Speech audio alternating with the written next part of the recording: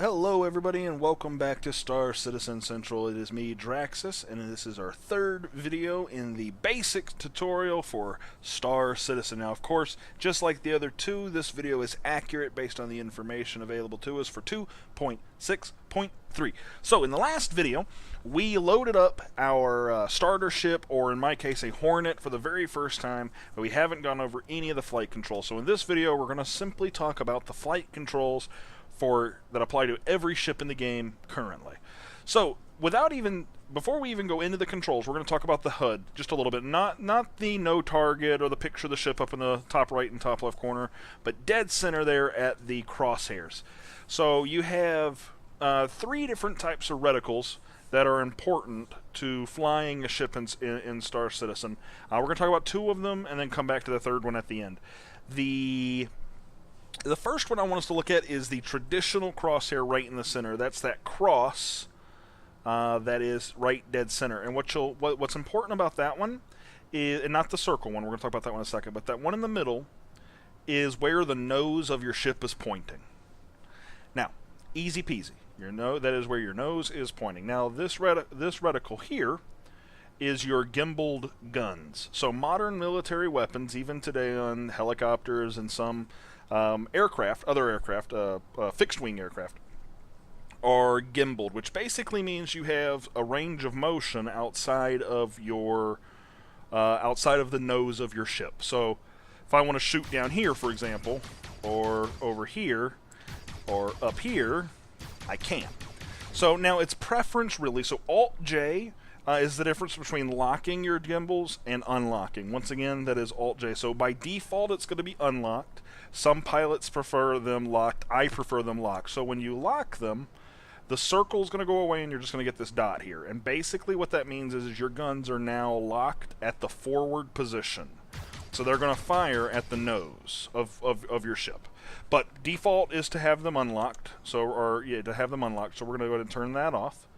And then we're going to look over here at the left-hand side. So looking at this 100, this 0, and this 0. So the 0 to the far left is your current speed in meters per second. If you look down at the very bottom of that side of the HUD, you'll see the M/S is your meters per second. So we're currently not moving at all. We have no forward momentum. And that 0 at the very bottom is our percentage of power. So, and we will talk about how to manipulate that in just a moment. SCM is letting you know that we are in space combat maneuvering mode, which is the primary mode of combat and space travel in Star Citizen. And then the meters per second underneath that, and then THR is your thrust. So without even touching the keyboard, we're just on the mouse right now. Pitch is what we call when we move our nose up. So we're pitching up right now. Pitch down is down. So pitch is the movement of our spacecraft or airplane on the Y-axis. Yaw is what we call it when we move the nose left and right. So yaw left, yaw right, and that is on the Z-axis. So now your X-axis is typically roll, which we know now going over to the keyboard is Q and E. So Q is going to roll left, E is going to roll right. So those are your traditional what like a person flying a plane would use: pitch, yaw, and roll. Now, you have directional thrusters and forward thrusters, or you have your directional thrusters and you have your main thruster. So that big ball of fire there at the back is, of course, your main thruster. The one we're interested in are these directional thrusters. So you can sort of see them on the top of my ship there pushing me downward. So directional thrusters are attached to A and D for strafe left and strafe right. We do have this is a physics-based game, so we've got to give our momentum a second to come to full stop, or if we're going to change directions. Spacebar is going to be strafe up. Control is going to be strafe down. And these are really important controls for certain maneuvers, especially high-speed maneuvers. You also have the ability, if you're trying to gradually move yourself forward, you can do forward thrust, which is left Alt, W, You either tap or hold. And what you'll notice is that it's affected our forward speed, but our main thrusters are still at 0%. You can also do Alt-S to go in reverse. Now, throttle control is going to be W and S without a modifier. So one thing I always tell people that have never flown before, it's not like World of Warcraft. It's not like a traditional first-person shooter where you have to hold W to move forward and then you move your mouse to change direction. You're just going to set your percentage of power, and then you can forget about it. You maybe don't want to if you're flying towards an asteroid, but it's the gist.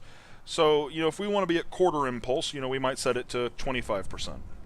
If you want to be at half impulse, you'll set to, say, 50, 3/4 impulse, 75, and then max impulse somewhere around 100%. And, of course, anywhere in between. So if you wanted to do 37, you could. Now, you also have your space brake. So if you want to come all stop without affecting your forward momentum, no, that's the wrong word. If you want to come all stop but not change the power you have associated to your forward thrust, that is left Alt X. So by holding that down, you'll see we're still at 100% power, but we are not moving in space at all. And if I release the brake, it's going to propel us forward. And then, of course, you can use S to reduce your speed all the way back down to 0% if you want to come to all stop as well. So I'm going to turn the ship around because we do have a boundary because we're in a simulation right now. So the last thing I want to talk about is your velocity indicator. This is the third reticle that I said we would come back to. This is only going to show up when we have forward momentum. So I'm going to set us at 25% quarter impulse. And you'll notice now we've got a new reticle. It's this square reticle with a chevron here at the bottom. This is letting us know as the pilot what direction our true direction is. So right now we're going forward without any modifiers. But let's say we applied and used the A key to do a left strafe while moving forward. Well, what you'll see is that reticle goes off to the side. And if we look at it, so I'm going to use the Z key, by the way, as free look. That's a rock we're flying towards, so we're going to be really cautious of that. But you could tell, based on the way that rock is moving and based on the debris that that's flying around us, that we're flying in the direction of that. We're actually going to miss that, I think. Sweet. So we're flying in the general direction of that reticle. And if we release the modifier, you'll see it comes back to us. Now we obviously don't want to crash into this rock here, so I'm going to go around it. So you do have the ability to do a afterburn, and you do that by way of shift. So with all that in mind, your ability to brake and adjust your speed to different things and use your afterburner, that really is all of the basics for flight in Star Citizen. In our next video, we are going to talk about the different flight modes, so switching from space combat maneuvering mode to precision mode. We'll also talk about how to engage your landing procedures, land and take off, as well as some basic FPS controls after we get out of our ship. Thank you very much, and we will teach you in the verse.